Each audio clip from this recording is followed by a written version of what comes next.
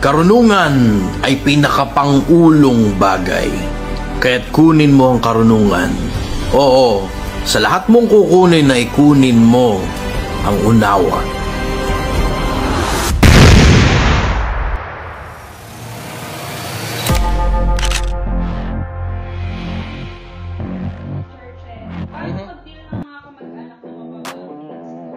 Angat mo kasi sarili mo. Alam mo mga kamag-anak, in general, talagang regular na mababa talaga tingin sa inyo. Because of possibly two things, baka meron pang iba. Una, kasi too much familiarity eh. Diba? Walang propetang kinalugdan sa kanyang sariling lupain. Minsan, too much familiarity breeds contempt. Pagka sobrang familiar na sa iyo ang tao, nakakagawa na ngayon ng level ng disrespect sa iyo yung tao. Sobrang na-familiar sa iyo ng tao eh. That's one thing. Another thing is baka kaya mababa ang tingin sa iyo kasi mababa ka naman talaga. Diba? Ganun lang naman yun eh. Minsan, life is about leveling. Diba? Kung gusto mong mataas ang tingin sa iyo ng tao, upgrade yourself. Kasi baka hindi naman nila ibinababa yung level mo dun sa talagang level mo eh. Baka yun lang talaga level mo eh. Diba? Kaya ka mababa sa paningin nila kasi yun talaga yung level mo. Wala kang trabaho, tambay ka, addict ka pa, babaero ka pa. Diba? Tapos ang gusto mo mataas ang tingin sa'yo. Hindi. Aangat mo ngayon yung tingin sa'yo ng tao. How do you do that? By being a high value individual. Paano yun? Magtatrabaho ka unang-una kasi wala masyadong respeto sa mga taong tamad.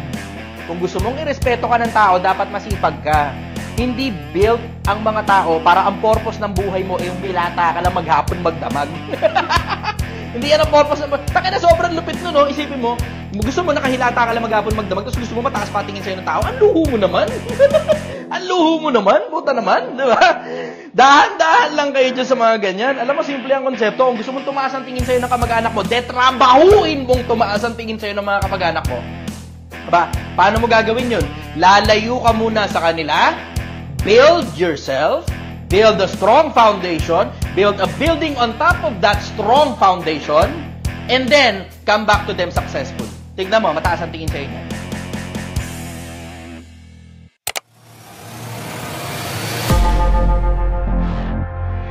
Always have purpose kasi yung purpose mo, it's what keeps you alive. Tignan mo, pag wala kang purpose, ano nangyayari? Death spiral ka ngayon. Hindi na mahalaga kung may pamilya ka o wala. Wala kang purpose, death spiral ka. Paikot-ikot lang sa parehas na routine na wala ka namang talagang patutunguhan sa buhay kasi wala kang inilalagay sa sarili mo na patutunguhan. Yun ang problema ng mundo eh. Walang pangarap ang general majority ng population. As in, ang importante lang sa kanila, basta nakakakain kami 3 beses sa isang araw, okay na kami dyan. Okay na yun, yun ang purpose mo. Kumain ng kumain, wala kang pinagkaiba sa baboy. Yun ang purpose mo. Kain lang ng kain, patabain lang, gamamatay ka. Yun ang purpose mo. Okay na yun, basta nakakapag-aral yung mga anak. Yun ang purpose mo, pag-aralin lang yung anak. Yun na yun. Wala ka ng ibang pangarap na sana yung anak mo maging successful, sana ganito, sana ganyan, sana ganon. Diba? Sana may ganito, sana may ganyan. Alam mo, always have purpose kasi yung purpose mo, it's what keeps you alive. Kasi may mga tao na bubuhay para mga zombie na lang. Umiikot lang sila doon sa magtatrabaho, susweldo, uubusin yung pera. Magtatrabaho, susweldo, uubusin yung pera. Magtatrabaho, susweldo, uubusin yung pera. Tapos sasabihin nila, depressed sila. Paano hindi ka ma-depress? Wala kang plano, wala kang pangarap, wala kang patutunguhan, wala kang gustong marating. Mas okay pa nga yung mga taong hindi nakakarating doon sa gusto nilang patunguhan eh. At least they tried. Kesa completely wala ka talagang patutunguhan.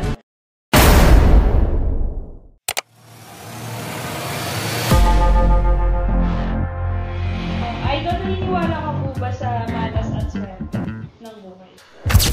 Merong mga bagay na swerte eh. Yung mga bagay din na alat ka talaga eh. Diba? If you consider things sa mga bagay na tsamba pinag-usapan. Kasi yung swerte, yung malas, tsamba yan eh. Diba? Tsamba. Huwag ka na umasa sa tsamba. Trabahuin mo na lang. Diba? Mas malaki kasi yung chance na mag-succeed ka pag tinrabaho mo versus nag-aantay ka lang ng tsamba na baka swertein kang manalo sa loto. Ako, personal belief ko meron talagang ganun. Merong malas, merong swerte. Pero it's not something na it's not something that I dwell on eh. Diba? Wala akong pakialam sa malas at sa swerte. Yung swerte ko, pinanganak ako. Yung swerte ko, binuhay ako. Yung swerte ko, ipinasa ako, ibinenta ako ng magulang ko sa ibang tao na nakapag-aral ako ng maayos kahit paano. Yung swerte ko, natuto ako ng konting hanap buhay. Yung swerte ko, nagkaroon ako ng sarili kong hanap buhay, sarili kong negosyo. Yun, swerte. Pero, in general, bukod dun sa swerte na pinanganak ako sa mundo at merong taong nagpalaki sa akin, in general, I would say tinrabaho ko, general, na parte ng buhay ko. Tinrabaho ko. Tinrabaho ko kung bakit ako nandito ngayon sa harap ninyo sa social media. Tinrabaho ko na nakakapagsalita ako ngayon. Tinrabaho ko na sobrang dami ko na kasing experience in the past. Overflowing na yung mga experiences ko na gusto ko namang ibahagi sa kapwa-tao.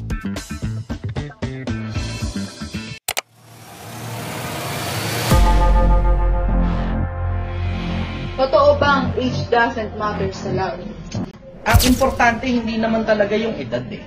Diba? Age is just a number. Uncontrollable factor yan. Bukas mas matanda ka na ng isang araw kaysa ngayon. Sa susunod na araw, mas matanda ka na ng 2 araw kaysa ngayon. Wala tayong magagawa dyan. Uncontrollable factor yan. What you can control is unang-una your emotions. Pangalawa, your intellectual capability. And the way you handle relationship.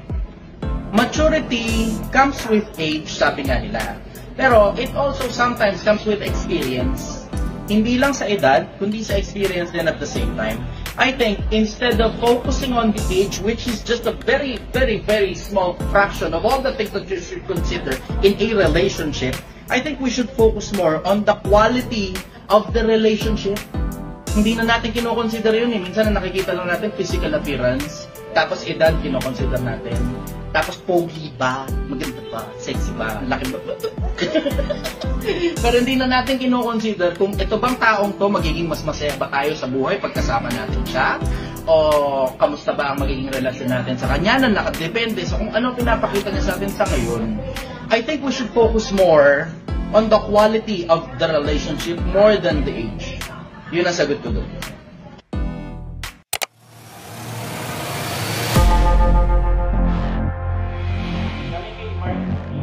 Mark Romier. Okay? Do you believe on one-sided love? I believe on loving from afar. Minsan, may mga pagmamahal na you don't have to do anything. You just have to admire them from afar. Kapag may asawa na tao, diba? Naman ang pakialaman. That's the least you can do. Kung talagang totoong mahal mo siya, ang pagmamahal, yung totoong pagmamahal, selfless yan eh. Hindi importante sa sarili mo, yung sarili mo.